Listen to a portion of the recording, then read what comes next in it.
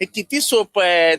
सुमित सिंग गेला, त्याच्या चुकीमुळे दादा गेले, त्याची चुकी आहे. माझं काय? अरे विमान तुझं, विमानाचा मालक तू, कोणाला नोकरीवर ठेवायचं ठरवणार तू, तपासण्या तू करणार, सगळं तुझ्या सहीने सही होणार, आणि बेशरम सारखा सांगतो की सुमित सिंगची चुकी आहे.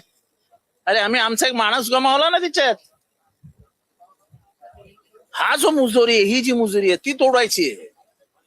या सगळ्या प्रकरणामध्ये, या अजित पवारांच्या मृत्यूच्या प्रकरणामध्ये जेवढे कोणी चौकशीच्या फेऱ्यामध्ये आले, त्या सगळ्यांची नार्को टेस्ट होणं गरजेचं आहे का? कारण की त्यामुळे सत्य जरी हे बघा, तुम्ही काय नार्को टेस्ट करा नाही तर काही करा, ह्याच्यातनं काही फार उघड होईल असं मला अजिबात वाटत नाही.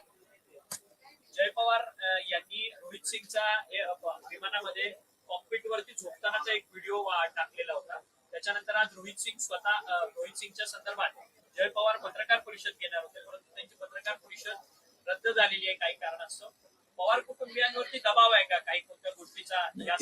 ते मला माहित नाही काय झालंय, काय पत्रकार परिषद वगैरे काय रद्द झाली त्याच्याबद्दल काय मला माहित नाही.